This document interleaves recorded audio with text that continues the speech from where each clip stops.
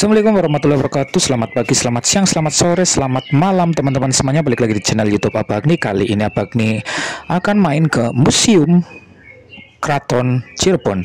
Kalau dari ibu kota Jawa Barat ini bisa ditempuh kurang lebih 3 jaman ya teman-teman semuanya, lewat jalan biasa, bukan jalan tol. Kalau kalian kebetulan lagi lewat, bisa langsung mampir karena ini dekat sekali dengan Jalan Pantura. Untuk tiket masuknya ini kalau nggak salah itu paket tiket terusan ya, sekitar 25.000. Tiket keraton, tiket museum, dan tiket sumur. Mari teman-teman semuanya kita explore museum. Lebih tepatnya kita explore museum Keraton Cirebon. Kira-kira di dalam museum ada apa saja ya teman-teman semuanya. Pada kesempatan kali ini saya didampingi oleh pemandu yang sudah profesional. Mari kita gaskan masuk ke Museum Pusaka Keraton Kasepuhan Cirebon, Jawa Barat. Jangan lupa subscribe channel YouTube Abah Agni ya. Bagi yang sudah subscribe, sudah nonton, saya ucapkan terima kasih. Ih, Pak Jokowi ya. Nah di sini mungkin untuk ya saya sudah mempelajari lagi deh. Mohon izin dengan Bapak siapa Pak? Pak Agni. Agni ya. Nah, untuk Agni untuk saat ini sedang berada di Museum Pusaka Keraton Kasepuhan ya. Di Museum Pusaka Keraton Kasepuhan itu tersimpan benda-benda milik keraton dan ada benda-benda koleksi dari Pangeran Cakrabuana dan Sunan Gunung Jatinya ya Pak ya. Di sini pun ada beberapa jenis Pak, diantaranya ada pedang, ada keris, ada tombak dan sebagainya. Mungkin dari lemari sini saya akan jelaskan satu persatu ya Pak Agni ya. Di lemari paling kanan ini ada jenis pedang dinamakan pedang suduk. Pedang suduk itu di zamannya dipegangkan untuk para prajurit dan sesuai namanya untuk menggunakannya khusus untuk menyuduk atau menusuk seperti itu. Dan ini pun ada keris-keris. Kalau keris itu dipegangkan para santana atau sentana keratonnya, itu lebih dikenal mungkin para pimpinan ya. Para pimpinan keratonnya yang dipegangkannya itu gunanya keris. Dan ini ada pedang sapot juga sama. Pedang ini mungkin sama dipegangkan untuk para prajurit. Nah ini cara menggunakannya khusus untuk menyabet ya Pak. Kalau yang itu khusus untuk menusuk, kalau ini khusus untuk menyabet. Mungkin ini ada peti ya. Peti ini bendanya dari Mesir, dibawa oleh Dimas Sarasana dan Cesari Hidayatullah ya Pak. Karena ada ini dari Mesir, makanya dinamakan peti masyarakat Mesir ya. Mungkin logikanya orang-orang zaman dulu Pak, ini pengganti koper ya Pak ya. Kopernya belum ada, jadi apabila bepergian itu barang bawahnya ditempatkannya dari pakainya peti ya. Satu dari Mesir dan satu dari Cina Pak. Oh, Mesir dan Cina. Ya, ini dari Cina itu dibawa oleh Om Tin Pak. Om Tin itu putri dari Cina Pak ya. Yang ke Tanah Jawa itu tujuan awalnya dia pun mau berdagang di sini Pak ya. Mau berdagang dan sekaligus mau ketemu sama Sunan Gunung Jatinya juga. Abad 15-an ya? Ya, abad 15-an Pak. Ini terbukti beliau itu alasannya kesini mau berdagang itu ini dia sambil bawa 5 armada kapal yang isi muatannya sebagian kecilnya seperti ini Pak. Ini mungkin yang bisa dipamerkan di Museum Pusakanya Pak. Ada satu set perlengkapan minum teh, ada mangkok bubur, mungkin ada guci dan sebagainya. Lanjut lagi ya Pak, di sini ada 2 senapan alas panjang, satu dari Portugis dan satu dari Mesir.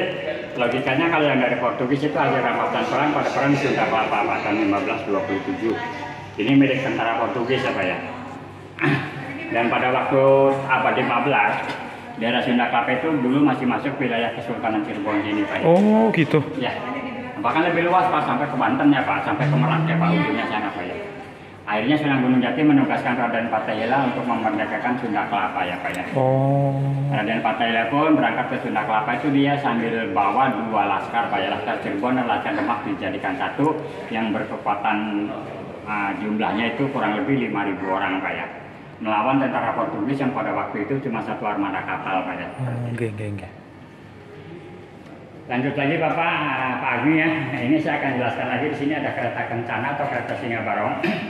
Kereta Singa Barong ini dibangun tahun 1549 Masehi Pak. Dan kereta ini yang asli Pak ya. Nah, soalnya ada 2 Pak. Ini yang asli, nanti di belakang ada yang replikannya Pak ya. Kereta yang aslinya itu setiap 1 tahun sekali dipakai untuk acara kirap Pak ya. Nah, sampai saat ini pun acara kirap itu masih diselenggarakan, tapi yang dipakai bukan kereta yang aslinya Pak ya. Ada penggantinya, itu ada replikannya Pak ya. Bedanya kalau yang aslinya apabila dipakai itu ya untuk penariknya kerbau bule, kalau yang replika mungkin asal kerbau biasa ya Pak. Secara tradisi masih sama Pak. Kereta yang asli pun ditaikin sama raja ya. Yang replika pun sama ditaikin sama raja Pak. Itu bertepatan di bulan Muharram atau Suro ya Pak ya. Logikanya bulan Suro itu sekaligus memperingati tahun baru Islam ya Pak ya. Ini gamelan gong sekatan nih Pak. Gamelan ini mungkin dimainkannya dalam 1 tahun 2 kali ya Pak. Nah, setiap hari Lebaran Idul Fitri dan hari Lebaran Idul Adha ya seperti itu. Ini fungsinya untuk penyambutan apabila Sultan habis mati ya Pak ya. Dan gamelan Megamendung yang ini ya, ini fungsinya untuk penyambutan tamu-tamu pribadi raja Pak. Kalau ini dimainkannya di istana, kalau yang tadi gamelan gong sekatan dimainkannya di Siti Injil di depan sana ya Pak ya. Lanjut di sini ada kursi model Eropa Pak. Ini mungkin para arsiteknya itu orang Eropa, tapi para tukangnya orang-orang pribumi Pak ya. Dan fungsi kursi ini mungkin tempat duduk atau perjamuan orang-orang Eropa apabila dia pas berkunjung di keraton Pak ya. Mungkin tempat duduknya di kursi ini Pak. Ada bayonet ya Pak. Bayonet ini mungkin hasil rampasan perang dari Belanda ya Pak ya. Nah, bayonet ini dipakai untuk perang. Logikanya atau cara menggunakannya, bayonet ini disambungkan di ujung senapan laras panjangnya Pak ya. Terus ini ada peti wayang kulit peninggalan dari Sunan Kalijaga Pak. Nah, kalau Sunan Kalijaga itu dalam anggota Wali Songonya itu dia ahli dalam kesenian tradisional Pak. Dan dulu di zamannya dia itu syiar agama Islam, dapat pertunjukan kesenian tradisional. Orang-orang itu dikumpulkan, nanti setelah selesai menyaksikan pertunjukan pagelarannya Pak ya, itu disuruh membaca 2 kalimat syahadat. Nah, kalau orang itu sudah membaca 2 kalimat syahadat, orang itu sudah masuk Islam ya Pak ya, tinggal tergantung ketakwaan beliaunya aja seperti itu. Ini Bapak saya akan jelaskan lagi, ada 4 set meriam Pak. Yang paling ujung itu ada meriam dari Mongol ya, berkepala naga, ada yang dari Cina, dari India. Kalau yang satunya dari Portugis Pak. Kalau dari Portugis hasil rampasan perangnya. Nah, itu pada tahun 1527. Jadi orang-orang luar negeri Pak, di zamannya Pak, tujuan ke tanah Cirebon sini alasannya cuma satu Pak ya, cuma berdagang aja Pak ya. Dia mau berdagang di sini, mungkin dia sambil untuk simbol persahabatannya itu dia ngasih cindera mata Pak ya. Yaitu sambil membantu perlengkapan perangnya seperti itu. Saya lanjut lagi ya Bapak Ibu, Bapak ya. Ini mungkin Bapak mohon maaf di sini Pak, berdiri dulu Pak, paginya. Ini lukisan ini mungkin bergaya 3 dimensi Pak ya. Mata dan kaki kiri lukisan ini kemana orang gerak itu selalu ngikut ke orangnya Pak ya, seperti itu. Oh, dari sini matanya ke bawah ya? Bapak geser sebelah sana, nanti matanya juga arah ke sana ya Pak. Matanya ngeliat sini juga ya Pak? Oh gitu ya. Sebelah kanan pun sama Pak. Matanya melirik sini juga ya? Jadi nggak ada unsur mistik sama sekali ya Pak, kepada yang samplopisnya aja ya Pak ya. Pinter ha? Iya pinter. Lanjut Pak, ini saya akan jelaskan lagi, ada situs Siraradeno, ini museum lama ya Pak. Jadi mungkin sama apa fungsinya museum itu untuk penyimpanan senjata, pusaka dan sebagainya. Tempatnya di sini ya. Ini museum lama atau dinamakan situs Siraradeno. Dan keratonnya nanti Pak, ini tiketnya bisa ke sana ya, nanti bisa ke sana ya. Terus di sebelah kirinya ada 3 tandu Pak. Tandu ini mungkin dinamakan Tandu Cempana ya. Ini Cempana? Iya, dibawa oleh Kapten Tang Cundai. Beliau pun sama saudagar dari Cina ya Pak ya. Yang tujuan awalnya sama, dia itu mau berniaga di sini Pak ya. Nah, fungsinya tandu ini apabila dulu di acara besar Pak, kalau raja naiknya kereta, permaisuri dan putra mahkota pakainya tandu ini Pak ya. Oh. Diangkat atau digotong minimal 8 orang ya Pak. Oh gitu, berat banget sih Pak. Ya. Berarti tandunya doang Pak ya. Kalau mungkin kalau isi muatannya cuma 1 orangnya, situ putra mahkota 1, sini permaisuri Pak ya. Dan ini tandu Garuda Mina Pak, untuk anak raja yang mau dihitam Pak ya. Cara anak raja itu ditandunya pakai tandu ini. Ya. Ada ukirannya Pak, diberi judul Ganesha naik gajah. Mungkin ini artinya di atas langit masih ada langit ya Pak ya. Mungkin untuk memperingatkan orang zaman sekarang Pak, jadi hidup itu tidak boleh sombong Pak ya. Keberadaan apapun bentuknya Pak ya, tetap ada yang masih melebihinya Pak ya. Makanya Panorama 2 itu mengukir di kayu ini, yaitu diberi judul Ganesha naik gajah. Geser ke sini Pak, ada replika kereta Singa Barong. Kereta ini yang saat ini dipakai ya Pak. Ini mungkin secara tradisi masih tetap ditaikin sama raja ya Pak. Cuma beda penariknya aja, ya. Kadang pakai turbo biasa, kadang juga pakai orangnya Pak ya. Dan mungkin antara yang asli sama yang replika itu Pak, kalau yang asli bahan kayunya yang dipakai kayu lampan ya Pak ya. Kalau yang replika itu dipakainya kayu jati Pak. Nah itu sekarang barangkali Mau foto boleh pakainya. Kalau barangkali mau ngasih buat kebersihannya monggo. Siap. Siang nggak foto? Foto boleh Pak. Nanti nih Ya, kasih. juru foto yang di sini Pak, ini kalau mau foto dia nanti dia bantu. Mau foto? Nah. Ya lanjut aja Pak ya. Ini benda-benda ini mungkin awalnya pusaka semua ya Pak ya, karena ini logikanya persembahan dari masyarakat. Masyarakat yang punya benda peninggalan dari orang tuanya atau mungkin kakek buyutnya Pak, yang tidak mampu untuk merawatnya, dikembalikan lagi ke keraton atau mungkin diserahkan kepada orang yang bisa merawatnya Pak ya. Jadi benda-benda ini memang logikanya awalnya ada ordernya semua ya Pak ya. Ini pedang milik Portugis Pak. Pedang ini mungkin hasil rampasan perang dari Portugis juga, samanya pada perang di Sunda Kelapa tahun 1527. Dan ini tombak untuk perang. Ini mungkin pegangannya idealnya seperti segini Pak ya. Mungkin dari 1,5 sampai 2 meter Pak ya. Dan cara menggunakan mata tombak ini, kalau musuh jarak dekat bisa untuk menusuk, kalau musuh jarak jauh bisa dilemparkan. Dan ada alat tebus dari Banten. Mungkin ini cara memainkan alat ini Pak, diambil 2 orang ya Pak ya. Yang satu pegang alat ini, yang satu pegang palu besar Pak ya. Biasanya yang pegang alat ini untuk atraksinya itu dipasangkan di bagian perut gitu Pak. Terus bagian belakangnya dipukul pakai palu besar Pak ya. Karena logikanya para pemainnya tuh benar-benar punya ilmu kebal, jadi ya tidak apa-apa ya, atau tidak nembus Pak seperti itu. Kalau batu peluru bandilnya, ini cara pakainya itu dikasih alat bantu anyaman tambang ya, cara pakainya dilempar gitu ya Pak. Jadi kalau untuk mengincar satu orang mungkin agak susah Pak ya, tapi kalau ada kerumunan orang banyak pasti ada salah satu yang kena ya seperti itu.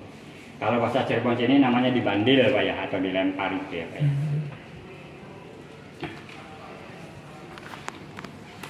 Kita ke sini dulu Pak, nanti kita boleh ke sana ya. Milik Sultan Sepuh yang kelima ya Pak ya. Kalau yang ini koleksi dari beberapa kesultanan Pak ya.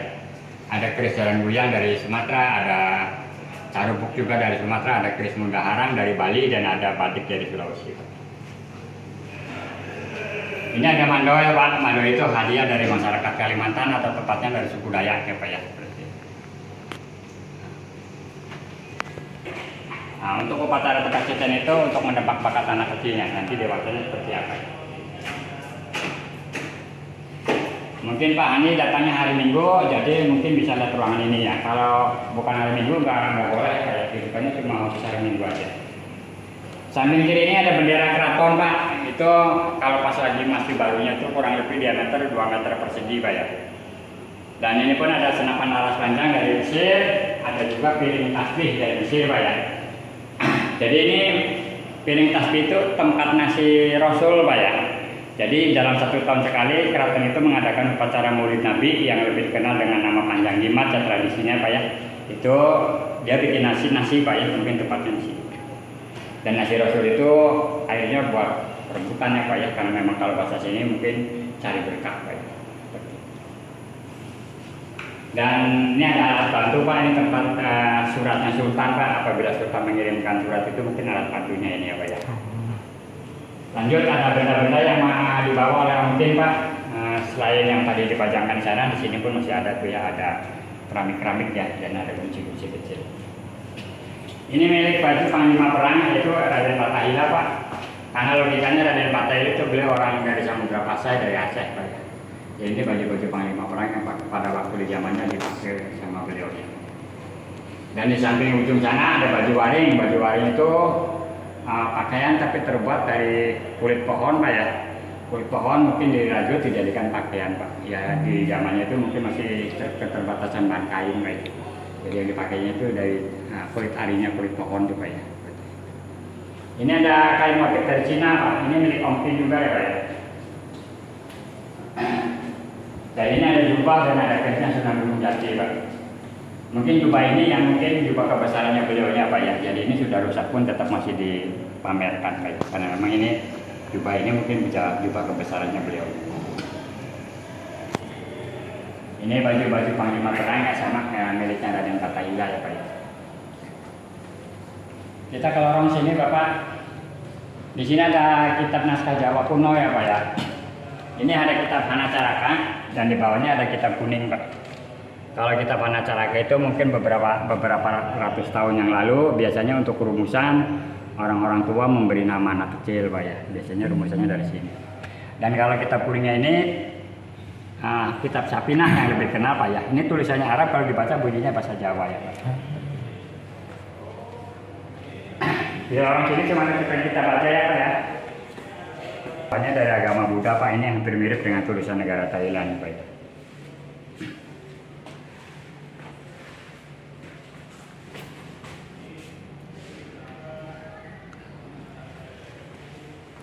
Baju hasil rampasan perang dari Portugis juga sama ya Pak? Masih itu. Ini lumayan berat Pak. Baju ini bobotnya 5 kilo ya. Waduh. Dan kalau orang sudah pakai baju ini mungkin anti sajam ya Pak ya? Itu sudah mau digolok, mau dipentang itu sudah anti Pak ya. Karena memang itu dikelilingi dengan besi Pak ya. Dan di sebelahnya ada wayang wong atau wayang orang Pak. Ini kesenian wayang orang itu orang bisa nanya wayang ya Pak ya. Ini terdapat sultan Pak ya. Terdapat dari logam kuningan dan terdapat dari logam perak Pak.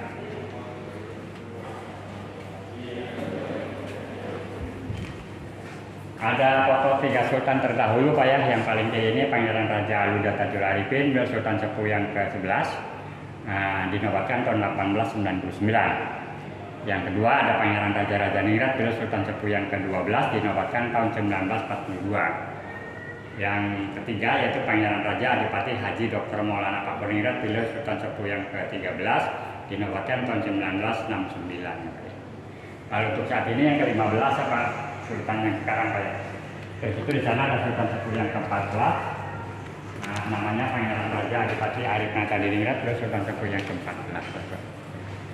Itu ya.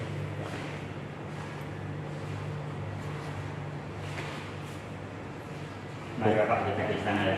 Ini dijual lah. Iya Pak, ini barang ada yang berkenan boleh dibeli Pak. Terima kasih sudah menyaksikan channel YouTube Abah Agni. Salam sehat selalu. Mohon maaf salah kata, salah perbuatan dari saya. Billahi taufiq wal hidayah. Assalamualaikum warahmatullahi wabarakatuh.